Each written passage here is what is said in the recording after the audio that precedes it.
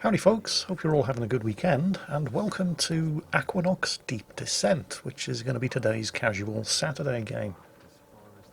I was approached last week and asked if I wanted to take a look at this. That's not unusual, I get approached all the time and asked if I'd like to take a look at all kinds of games, most of which I reject and don't bother with. But there was something that intrigued me about this one and I couldn't figure out what it was, and after a while I realised it was the title. Not the Deep Descent part, the Aquanox part. I'd heard that before somewhere. And it wasn't at Gamescom in 2014 when THQ Nordic announced that they were going to start developing this, and it wasn't in 2015 when they reached their Kickstarter goal. Actually exceeded their Kickstarter goal to get the funds necessary to do the work. We needed to go all the way back to 2001, when Nvidia had just announced the release of the GeForce 3 Ti graphics card with advanced transform and lighting graphics technology, and Aquanox was being touted as the flagship game to show off what that card could do. And I remembered playing Aquanox, and it was very pretty, and it was a fairly good game. I did enjoy it. But the reason I played Aquanox wasn't because it took advantage of the latest graphics technology and the latest GeForce graphics cards. It was because it was the sequel to what was possibly one of the best games I ever played on PC. And for that we have to go all the way back to 1996, and a game that went by the title of Archimedean Dynasty. Does anybody remember that? I suspect there are probably a lot of you out there watching this video who weren't even born when Archimedean Dynasty was first released on PC. It came out the year after Windows 95 was available, but it still ran on Windows 95's predecessor, and I'm not talking Windows 3.1, I'm talking about the MS-DOS, Microsoft Disk Operating System. Yeah, we're going back a long way into the prehistory of PC gaming now, but Archimedean Dynasty was absolutely amazing. The game was set in the world of Aqua, as is the sequel, now in 2020 with Aquanox Deep Descent. And the world of Aqua is basically Earth, except an Earth that's been ruined, or at least the surface has been ruined by pollution and nuclear war. Aquanox Deep Descent takes place in the same world with the same factions and the same technology and the same basic gameplay. As far as the gameplay goes, you could think of it as a sort of, well, it's a bit like a flight sim or a space sim, except different, because obviously you're in a submarine. The game takes place underwater. So there are issues of flotation and momentum and inertia to take into account. It's not a completely alien environment though. I mean, we've all seen The Abyss, or at least I hope we have, so we have some idea of how this sort of thing should work. And things do work as you would expect them to. The story begins where you and your three crewmates have been awakened from cryostasis as part of something that goes by the name of Project Namu. You have no idea what that is. You can barely remember who you are or why you were in cryostasis in the first place. All you know is the facility in which you were being stored is falling apart, and you've been resuscitated by this guy, Ishmael, who's guiding you out. You don't know why, but, well, following him seems like a better alternative to staying where you are and getting crushed. The three other members of the crew and yourself are there for a reason, because this is one of those few games out there you can actually play in co-op, with up to 3 friends being able to join you at any time to take part in your co-op game session. However, be warned, the more friends who join you, the harder the game scales the difficulty in order to keep things balanced. There is also separate multiplayer deathmatch and PvP modes, but I didn't try those. I was more interested in following the story campaign. Because the world of Aquanox is an interesting one. There are multiple factions, mostly at war with each other. You have the Atlantic Alliance, you have the Shogunate, you have the Indo-Pacific Federation, and you got these guys, the Bionts. The Bionts were the chief bad guys in the original game, Archimedean Dynasty, and its immediate sequels. And that also seems to be true here, even though at various points you're going to end up upsetting and getting shot at by most of the other human factions. The Bionts aren't strictly non-human, they're bionic, hence the name. They're a sort of a weird fusion of man and machine. A Biont pilot physically interfaces with his ship in order to control it. Generally speaking, they're not friendly. And they seem to be behind the destruction of this facility. Oh, hang on a second. Cargo crates. No, nothing in them. Oh well, never mind. Oh, middle of a dogfight. Bad Jingles. Shoot the bad guys. Okay. They seem to have dropped some loot. Some more ammo for my rotary cannon, the Stingray. And that is a health pack, but I don't need it because I'm at the maximum of 3 that this particular ship can carry. Well, I say ship, it's a submarine, but you know what I mean. There is also a tutorial, by the way, that takes you by the hand and introduces you to the various different game concepts, but I've skipped it. I mean, I've played it, but I didn't record it. Who wants to watch a tutorial? Anyway, we're going to cut a long story short. While leading us out of this doomed facility, we're ambushed by a whole bunch of Bionts, and Ishmael yells at us to get the hell out of there while he buys us some time. Ishmael goes to that great big submarine decommissioning plant in the sky, or at the depths of the ocean, which probably seems a little bit more appropriate, and we basically have to run for our lives. And it's here where you encounter what's going to be your home base for much of the rest of the game. The gigantic submarine, the Tupolev, captained by the mysterious Captain Okabe. Okabe and Ishmael working together to get you out of cryostasis and into a submarine, although he's not in any great rush to explain why. But the Tupolev, his ship, or submarine, I must get used to saying that, is going to be your home base for most of the rest of the game, although as a submarine it's not tied to any one location, and it can travel at will between the various different regions of the Earth's oceans, depending on the goodwill of the various factions that control the various different regions in the Earth's oceans. And it's here on the Tupolev under Captain Okabe, as he drip feeds you little bits of information, where the game itself starts to open up, although you are kept on a relatively short leash at the beginning in order for you to get accustomed to the way the game works and what the game world has to offer. We're going to start by upgrading our ship, the Shade. The Shade is one of 6 ships that are going to be available to you, and unlike in a lot of games, for a starter ship it doesn't completely suck and can be upgraded to be even more effective. We're going to start off by doubling our firepower by fitting a second one of these Stingray multi-cannons. The upgrades aren't free, of course. They cost credits, which is the game's main currency, but you can get credits from not only destroying enemy ships, but also from trading in the resources that you gather from not only the destruction of enemy ships, but also various different hotspots located across the ocean floor, which can then be turned into a resource trader, and the Tupolev has a resource trader on board for the credits that you can use to purchase these upgrades. Don't be too quick to turn in all of your resources for credits at the resource trader, however, because those resources can be very useful out in the field if you find yourself burning through ammunition or hull or shield repair kits, because the resources can be used in the field to manufacture more of them. Shortly after arriving on board the Tupolev, the story continues, and you get your first introduction to one of the major factions in the world of Aqua, the Atlantic Alliance. I wouldn't go so far as to say the Atlantic Alliance are the good guys, but they're not outwardly hostile. It's probably the best thing you can say about them. You come across an Atlantic Alliance ship that's under attack by Bionts while in the process of attempting to repair a jump gate. What the hell's a jump gate? Well, if you assist the Atlantic Alliance ship in finding the materials required to repair the local jump gate, you're going to find out. Essentially, the game is still pretty much holding you by the hand at this early stage and guiding you through the exploration and understanding of the world in which the game is set. That is a jump gate. Well, technically it's a travel gate. And the travel gates, or at least these small ones, yes, that's a small one, allow travel across great distances.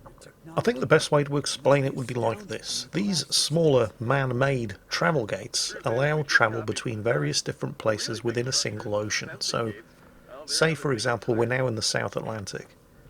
Using these travel gates we could get to other places within the South Atlantic, but if we wanted to go from the South Atlantic to the North Atlantic or the Indian Ocean, we'd need to use one of the big travel gates. But don't worry, we'll be seeing one of those soon enough.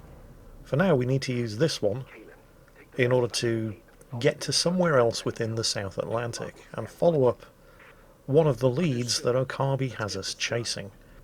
As usual, Akabi is a little short on details. He won't explain exactly why, but we're looking for somebody who goes by the name of Nemo. Yes, well, of course he does.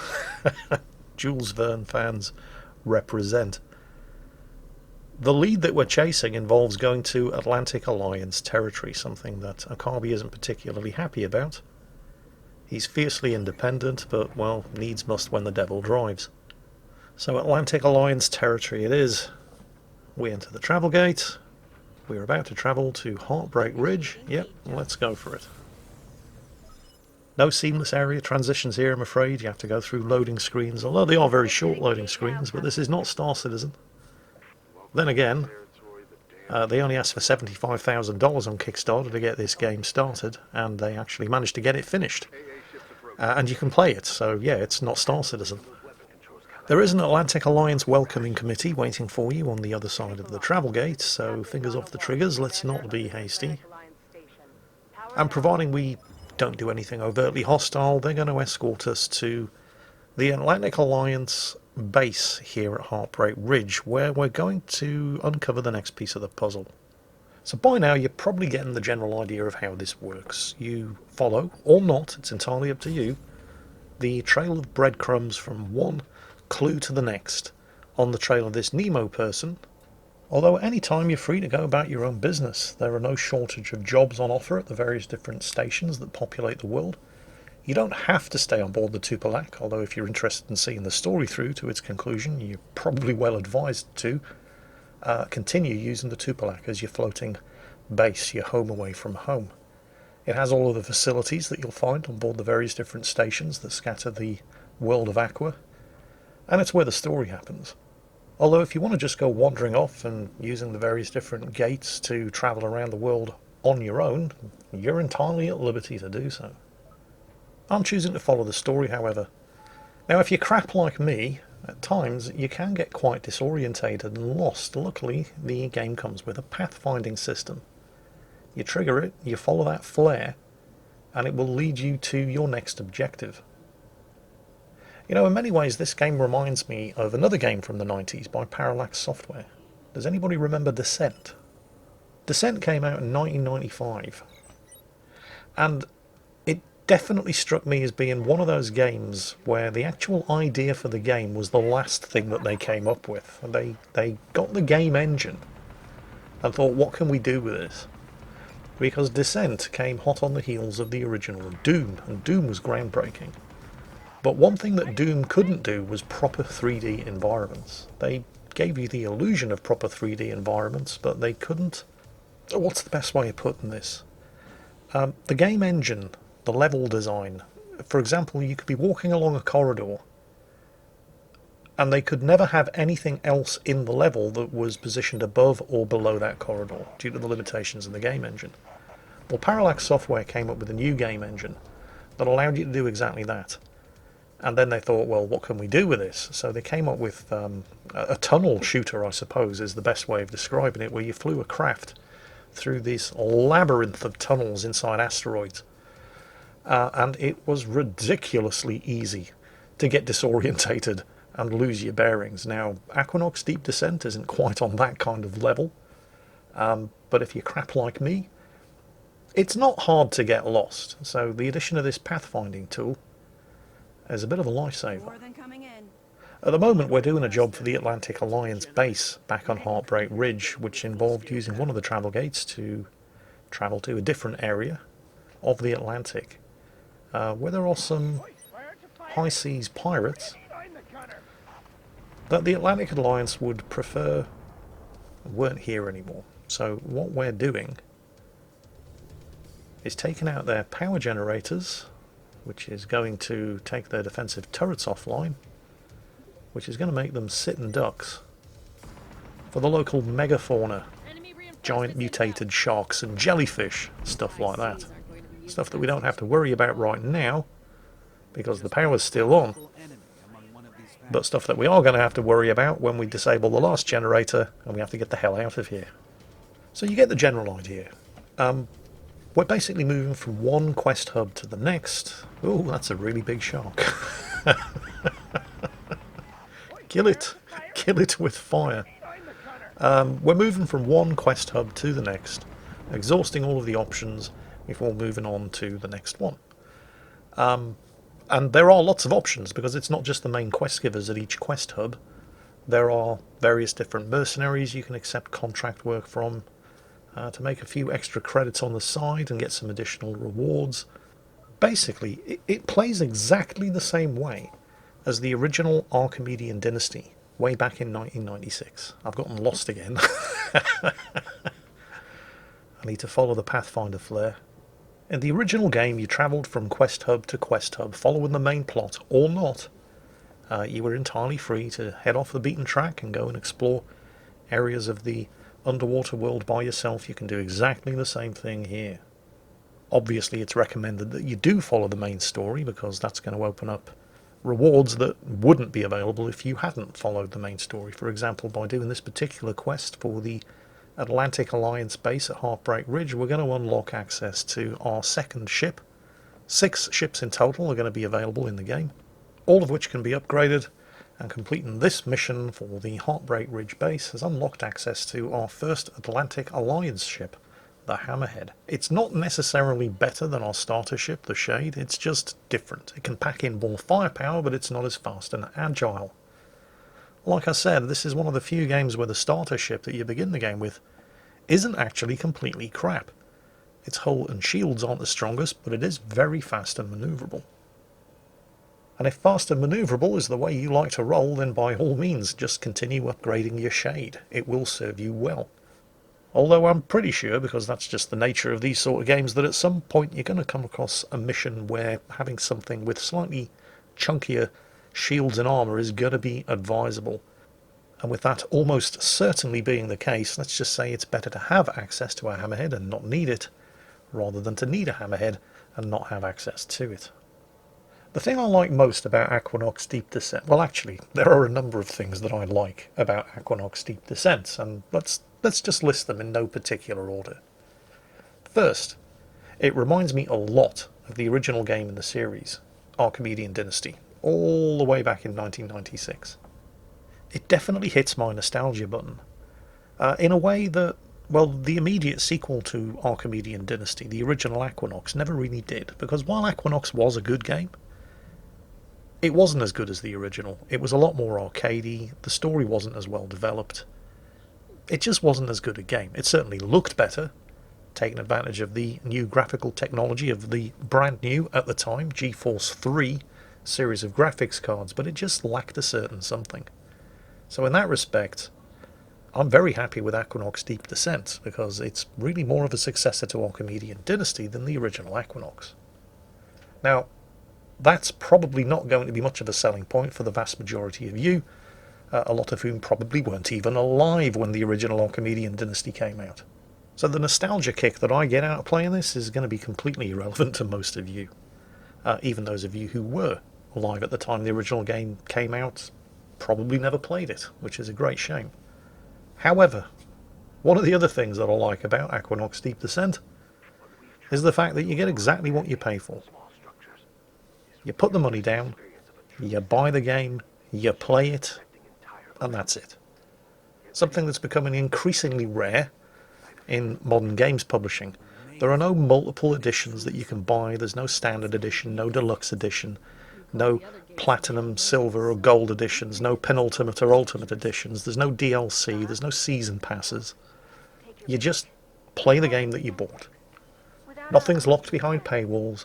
There are no microtransactions or in-game purchases. You just buy the game and you play it. The game certainly isn't attempting to push any boundaries, it's just aiming to provide a solid gameplay experience. Nobody's going to be sitting around with top-of-the-line PCs waiting to play this in the same way that people are sitting around waiting to play Cyberpunk 2077, for example, which is going to require a top-of-the-line PC. But you could probably play this on a bread toaster. I mean, the system requirements are so ridiculously low. A 5-year-old PC can run this with no problems whatsoever. Plus, you can play this in co-op with up to 3 of your friends, and I like playing in co-op, and it's really disappointing how few games out there actually take advantage of that. I mean, I remember thinking how amazing Subnautica would have been if I was able to play it in co-op. but you couldn't.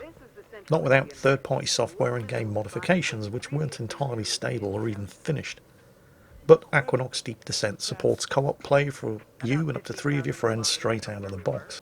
It's just an affordable, fun and entertaining game that will play on virtually any PC system, that you can play by yourself or with friends. Nothing is locked behind a paywall or a microtransactions. There are no multiple editions of the game with various different things to tempt you into handing over more cash. You just get exactly what you pay for and you enjoy it. And on that basis alone, I have absolutely no hesitation whatsoever in recommending Aquanox Deep Descent. And if, like me, you were a big fan of the original Archimedean Dynasty upon which this was all based and so very closely resembles, well, that's just a bonus tick in the box, really, isn't it? If any of this sounds like the sort of thing that you might be interested in while you while away the weeks and months as you wait for your RTX 3080 graphics card to become available, then Aquanox Deep Descent went on sale on Steam yesterday, Friday the 16th of October. I have been enjoying it, and that, by the way, is one of the conditions that I set to the developers when they offered me a review code for this game. Before I would even consider making a video, I had to enjoy the game and be prepared to recommend it. And those are the same conditions that I set to all game developers when they offer me review codes for their games. Which is one of the reasons why you see so few of this kind of video here on YouTube, at least from me. Aquanox Deep Descent ticked all of the boxes, and that's why I'm entirely happy to recommend it. And I hope you guys are going to enjoy it. Because that is it for today. I hope you all have a good weekend. I hope you enjoyed the video. I hope you're going to enjoy the game. And as always, take care, stay safe, and I'll catch you next time.